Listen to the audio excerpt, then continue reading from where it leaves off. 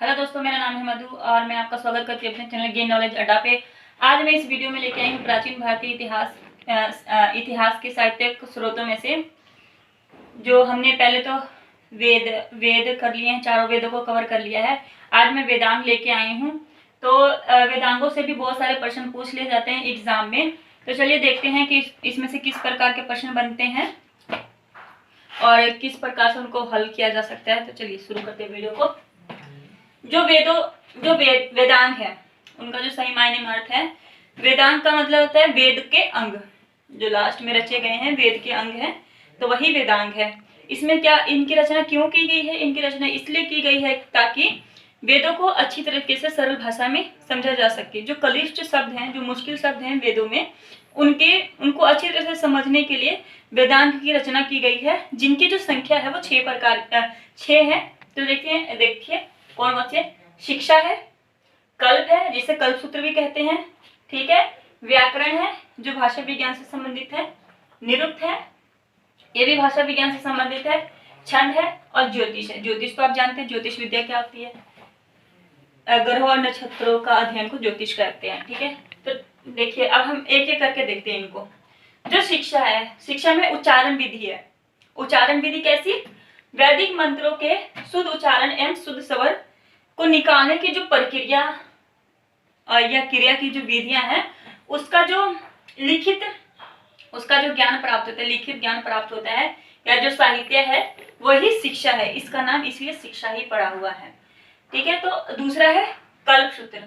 कल्प सूत्र में क्या है? ये कर्मकांड से संबंधित है। यज्ञ बलि या जो भी होया करते थे उस टाइम वैदिक काल में कर्मकांड होते थे, उनसे संबंधित जो भी सूत्र रचे गए हैं उनकी जो संकलन है वो इसमें है, इसीलिए इसको कल्प सूत्र कहा जाता है।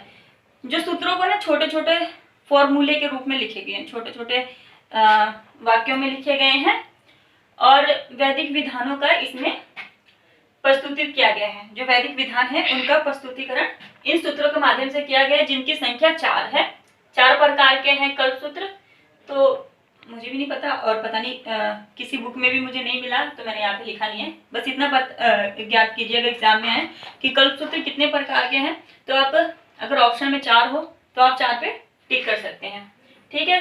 तो इसका कहने का मतलब कल्प सूत्र का जो मुख्य मतलब मेन मीनिंग है वो है सूत्र ग्रंथों को ही कल्प सूत्र करते हैं। मतलब जो भी सूत्र है, नियम है, उनको संकलित कर दिया गया है एक जगह, तो इसलिए उनको कल्प सूत्र कहा गया है। तीसरा है व्याकरण। व्याकरण, जो व्याकरण है वो भाषा विज्ञान से संबंधित है, ठीक है। तो इसमें ये बताया गया कि शब्दों की मीमांसा का जो अर्थ होता है किसी भी वस्तु या किसी भी चीज का उसको वास्तविक जो स्वरूप है, जो वास्तविक स्वरूप का जो वर्णन है वही मीमांसा कहलाता है। ये मीमांसा संस्कृत का वर्ड है। तो मीमांसा करने वाला शास्त्र व्याकरण कहलाता है। मतलब जो भाषा का जो शुद्ध रूप है उसको प्रस्तुत करने का जो कार्य करता है वो व्याकरण करता है, ठीक है।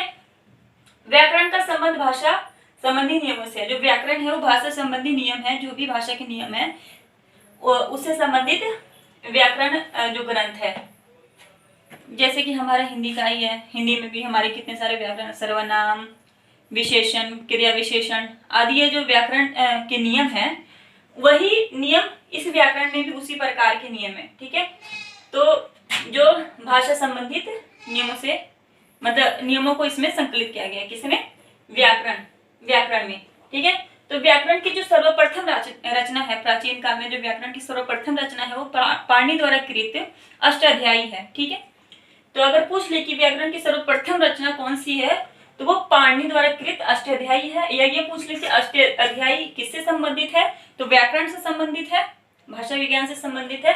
और किसकी रचना है, तो पाणिनि की रचना है। या ये पूछ ले पाणिनि की रचना कौन सी है, तो आप बता सकते हैं अष्टाध्यायी है, ठीक है।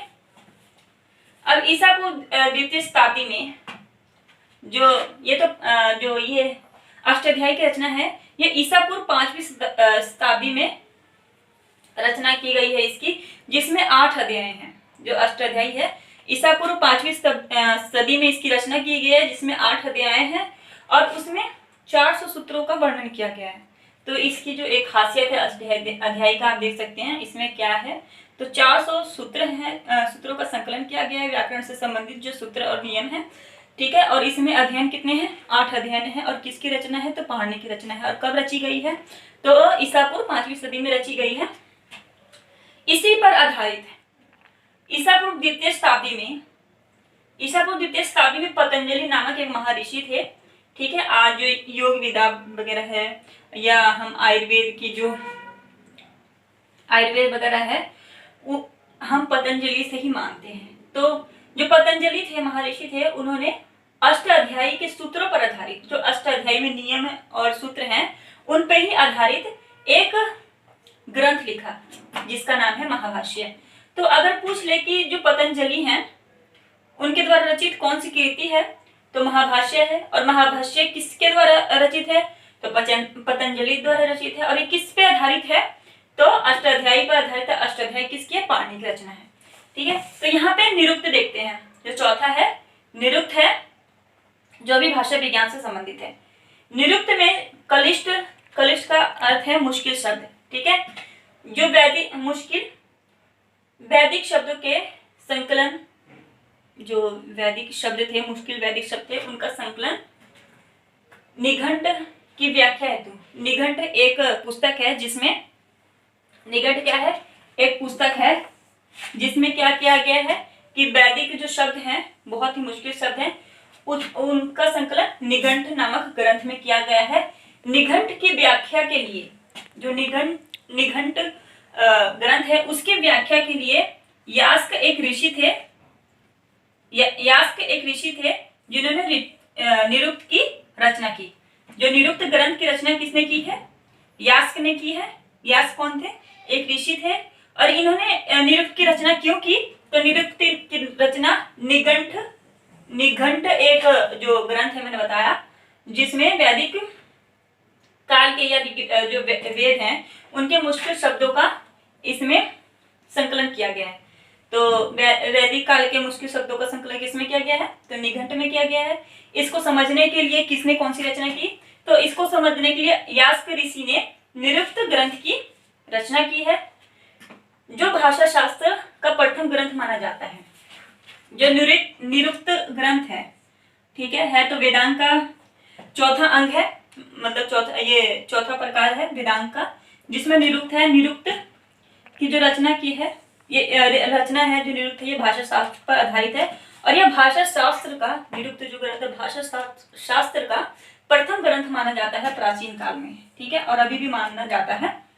तो निरुक्त क्या है? प्रथम ग्रंथ है। और किसका? भाषा शास्त्र का। और किसने रचना की है इसकी? तो यास्क ने की है। यास्क ने किस लिए की? निघंट नामक ग्रंथ में कलिष्ट शब्दों को आसानी से समझने के लिए निरुक्त की रचना की, ठीक है। तो अब देखिए पांचवा देखते हैं छंद। जो छंद है वो वैदिक मंत्रों का छंदबद्धता है। मतलब जितने भी वैदिक मंत्र हैं उनको ना छंद के रूप में उसमें वर्णन किया गया है वैदिक मंत्रों को। तो छंदबद्धता है क्या? छंद है, छंद जो ग्रंथ है। और जो छंद शास्त्र पर एक मुनि थे, पिडगल नाम है इनका। पिडगल मुनि जो थे प्राचीन काल में, उन्होंने छंद शास्त्र पर एक ग्रंथ लिखा है, जिस ग्रंथ का नाम है छंद सूत्र, ठीक है। तो किसने छंद सूत्र किसकी रचना है? अगर एग्जाम में पूछ ले तो पिडगल मुनि की है, पिडगल मुनि की है छंद सूत्र। या ये पूछ ले कि पिडगल मुनि द्वारा रचित कौन सी रचना है? तो छंद सूत्र है, ठीक है। तो ये किस पे आधारित है? ये छंद शास्त्र पे आधारित है, छंद सूत्र ग्रंथ, ठीक है। तो अब देखिए यहाँ पे देखते हैं हम ज्योतिष, बहुत महत्वपूर्ण है। आप जानते हैं आज भी ज्योतिष विधा का बहुत ही महत्व है। तो इसमें देखते हैं इसमें किस प्रकार से प्रश्न बनते हैं। पहले तो हम ये समझते हैं कि ज्योतिष है क्या। हम सारे जानते हैं ज्योतिष हम सब जानते हैं, ज्योतिष शब्द हम बहुत बार सुनते हैं, ठीक है। तो हम देखते हैं जो यज्ञ होते थे प्राचीन काल में, या अभी भी इन पे अभी भी कोई अनुष्ठान होता है तो हम ग्रह और नक्षत्रों को पंडित द्वारा दिखवा के जो पुरोहित होते हैं वो देख के बताते हैं कि ये वो, या किसी का नामकरण भी करना होता है तो इसी के आधारित पे, इसी विधा के आधारित पे वो बताते हैं कि ये वाला मुहूर्त है, ये वाला मुहूर्त सही है, ये नहीं है। विवाह में भी आज भी ज्योतिष विधा का बहुत ही महत्वपूर्ण रोल है हिंदू कल्चर में। तो देखिए यज्ञ का शुभ मुहूर्त है, जो यज्ञ हैं उनके जो अनुष्ठान करने हैं उसके शुभ मुहूर्त के लिए ग्रहों तथा नक्षत्रों का अध्ययन करके जो सही समय का ज्ञात किया जाता है उसी को ज्योतिष कहा जाता है। ठीक है,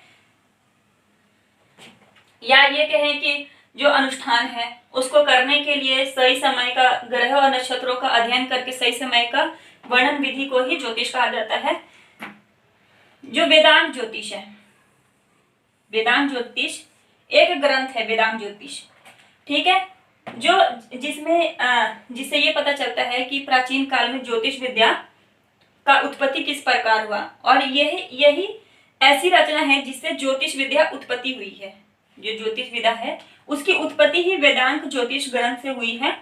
ठीक है, इसको जो मगध मुनि जो इसकी रचना की है उन्होंने, उनका नाम है, उन ऋषि का मगध मुनि नाम है। ठीक है, और ये ज्योतिष विद्या के सबसे प्राचीन आचार्य थे। कौन थे सबसे प्राचीन आचार्य? तो मगध मुनि थे। और इन्होंने किस ग्रंथ की रचना की है?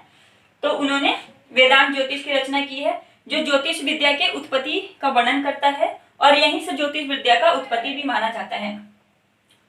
ठीक है, तो देखिए, तो ज्योतिष है, जो ज्योतिष ग्रंथ है उसमें कुल 44 श्लोकों का वर्णन किया गया है। तो ये कह सकते हैं कि जो ज्योतिष ग्रंथ है वह 44 श्लोकों पर ही आधारित है, या उसका जो रचना 44 श्लोक का वो क्या है? ज्योतिष ग्रंथ। तो जो वेदांत ज्योतिष है, ठीक है, जो वेदांत ज्योतिष है उसके ऋग्वेद या यजुर्वेद से संबंधित 2 ग्रंथ हैं।